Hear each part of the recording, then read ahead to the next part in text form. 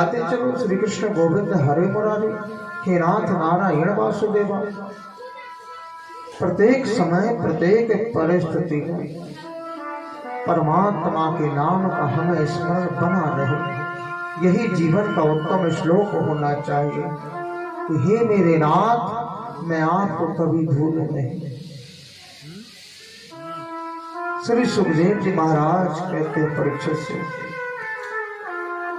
एक बार भी जिसने परमात्मा के नाम को गा लिया उसे कभी यमपुरी को देखना नहीं पड़ता।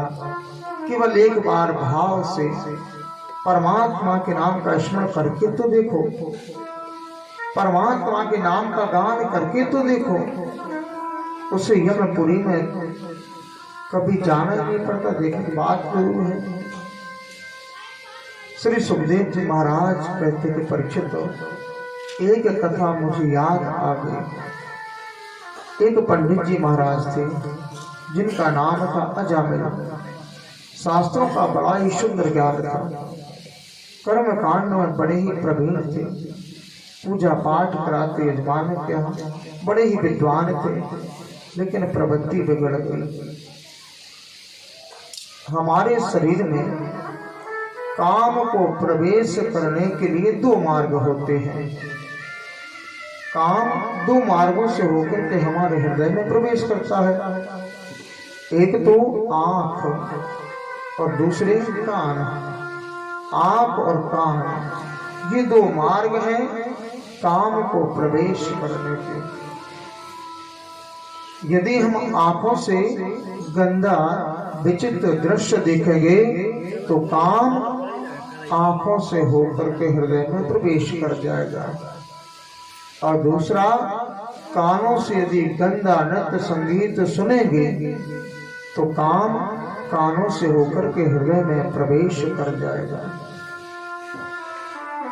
एक दिन अजामिल पूजा पाठ करा के यजमानों के यहाँ से लौट रहे थे, तो रास्ते में किसी पुरुष को वेश्या से संग करते हुए देख लिया और अजामिल की वृत्ति बिगड़ गई। जाकर के उस गणिका से बोले कि देवी हमारे घर चलो, बहुत सा धन है, और उस गणिका को अपने साथ में ले आए अपने घर। और जैसे उस वैश्या ने अजामिल की पत्नी को देखा तो बोली, अरे ये कौन है? तो अजामिल ने कहा कि ये मेरी परम सुशीला पत्नी है। तो उस गणिका ने कहा कि सुनो, या तो इसे रखो या फिर मुझे रखो, दोनों में से एक किसी को रखो। अब अजामिल ने क्या कार्य किया, अपनी परम साध्वी पत्नी का त्याग कर दिया उस वैश्या के संग में आकर के। श्री सुखदेव जी महाराज कहते हैं परीक्षित, अब वैश्या के संग में रह करके उसकी प्रवृत्ति पूरी बदल गई। जो माला पूजा पाठ करता था वो सब कुछ छूट गया। क्यों? क्योंकि जैसे ही वह प्रातः कालीन बेला में माला पूजा लेकर के बैठा, उस गणिका ने कहा कि अरे ये क्या माला पूजा लेकर के बैठ गए, जाओ धन कमा करके लेकर के आओ। अब वैश्या को क्या चाहिए, केवल धन चाहिए, तो सीधा साधा ब्राह्मण चोरियां करने लगा और डाकू अजामिल के नाम से जाना जाने लगा। अब सुधारी कौन? तो सत्संग में बड़ी ताकत होती है। जो नित्य ही पूजा पाठ करते हो या सत्संग करते हो, यदि उनके लिए दिन में किसी कारणवश पूजा पाठ ना कर पाए या सत्संग ना मिले तो उन्हें 24 घंटे ऐसा लगता है कि जैसे आज मैंने कुछ किया ही नहीं, ऐसा प्रतीत होता है उनके लिए। और एक पल का भी जिसे सत्संग मिल जाए तो उसकी बराबरी कोई नहीं कर सकता। अब इसे सुधारी कौन? तो अयोध्या धाम से चल करके संत मंडली श्री वृंदावन धाम जा रही थी। भगवान के नाम का कीर्तन करते हुए भगवान के नाम का कीर्तन करते हुए चले आ रहे थे। अब संध्या काल में बेला हुई। जैसे संध्या काल में बेला हुई तो एक संत ने एक व्यक्ति से पूछ लिया कि अरे भैया, यहाँ किसी भक्त व्यक्ति का घर हो तो हमें बतलाओ, क्योंकि शाम का समय है, हम 25-30 संत मूर्तियां हैं, अयोध्या धाम से वृंदावन धाम जा रहे हैं और सायंकाल में बेला हो गई। यदि कोई भक्त व्यक्ति का घर हो तो हमें बतला दो, जिससे में हम जाकर के उनके यहाँ रुक करके संध्या काल में बेला में भोजन भंडारा करेंगे, ठाकुर जी की सेवा करेंगे। तो उस व्यक्ति ने उन संतों की मजाक उड़ानी चाहिए। सोचा कि बड़े संत बने फिरते हो, आज देखते हैं, मजाक उड़ानी चाहिए। और उन संतों के लिए अजामिल के घर का पता दे दिया। कहा कि जाओ, यहाँ अजामिल ही सबसे बड़े भक्त हैं और महाराज जी आपकी खूब सेवा होगी, और भगवान ने यदि चाहा तो अच्छी दक्षिणा भी मिलेगी। अब बेचारे वह संत उस व्यक्ति के उपहास को समझ नहीं पाए, वहां से सीधे चल करके अजामिल के घर आ गए। अब अजामिल का कार्य था, संध्या काल में बेला हुई और चोरी करने के लिए निकल जाता था और 3 से 4 बजे रात्रि में लौट करके आता था। अब वह सभी संत जैसे आए, अजामिल के द्वार पर आए और आवाज लगाई कि अरे भक्त अजामिल कहाँ हो, अरे अजामिल कहाँ हो। अब अजामिल तो समय थे नहीं, वही गड़िका अंदर थी, वह बाहर निकल करके आए और जैसे संत महात्माओं को दिखा तो प्रणाम किया, संतों के चरणों में प्रणाम किया उस गड़िका ने। संतों ने पूछा कि बेटी अजामिल कहाँ है, उनसे कहो कि हम संत पधारे हैं, अयोध्या धाम से चलकर वृंदावन धाम जा रहे हैं और रात्रि का समय होने को है, इसलिए आज हम सभी संत यही रुकेंगे और यहीं पर भगवान का भंडारा बनेगा, ठाकुर जी को प्रसाद लगेगा। जैसे ये बात सुनी तो गड़िका के नेत्रों से आंसू झरने लगे। बोले महाराज, मैं सत्य कहती हूँ कि हमारे पति कोई भक्त व्यक्ति नहीं है, चोर लुटेरे डाकू है। हमारे यहाँ मदिरा पान होता है, अभक्ष भक्षण होता है, और मैं इसलिए आपसे कह रही हूँ क्योंकि मेरी माता कहती थी कि बेटी संतों से कभी झूठ मत बोलना। अरे महाराज, मैं तो आपके लिए स्वयं अपने हाथों से जलपान का आग्रह भी नहीं कर सकती। तो इतने में एक संत बोले कोई बात नहीं बेटी। आपस में चर्चा करने लगे कि हम गलत जगह चले आए। इतने में उस गड़िका ने कहा कि महाराज, यदि मैं अपने हाथों से जलपान नहीं करा सकती, भोजन नहीं करा सकती, तो कम से कम सूखी सामग्री तो दे ही सकती हूँ। आप सामग्री हमसे ले लीजिए और यहीं वृक्ष के नीचे बैठ करके भंडारा करिए, ठाकुर जी को प्रसाद लगाइए और प्रेम से पाइए। इतने में एक संत कहते कि नहीं बेटी रहने दो, हम आगे जाते हैं। और संतों में जो एक महात्मा होते हैं, उन्होंने कहा यदि गलत के यहाँ हम नहीं जाएंगे तो उन्हें कौन सुधारेगा, गलत के यहाँ नहीं जाएंगे तो फिर कौन सुधारेगा इनको। और उस वैश्या ने सूखी सामग्री दे दी। वृक्ष के नीचे बैठ करके संतों ने भोजन आदि बनाया, भंडारा बनाया। भगवान को प्रसाद लगाने को हुए, प्रसाद लगाया और जैसे ही महात्मा जी ने भोजन का ग्रास अपने मुख में देने को किया तो नेत्रों से आंसू झर पड़े। महात्मा जी के नेत्रों से आंसू झरने लगे। तो एक संत ने पूछा क्या बात है महाराज, आपके नेत्रों में और आंसू। महात्मा ने कहा कि देखो, अजामिल के घर का हमने अन्न ग्रहण किया है, इसलिए इसको सुधारना होगा। लेकिन सुधारे कैसे? क्योंकि यदि इससे कहे कि माला पूजा पाठ करो तो ये करने वाला नहीं, गायत्री जप करो तो ये करने वाला नहीं, क्योंकि सुधारना तो इसे है। अब अर्धरात्रि के बाद अजामिल लौट करके आता था, लेकिन आज ठीक अर्धरात्रि में ही आ गया और आकर के अपने घर के सामने संतों को बैठा देखा तो क्रोध में आग बबूला हो गया। बोला कि अरे इन महात्माओं को यहाँ किसने बुला लिया, अरे किसने बुलाया तुम्हें।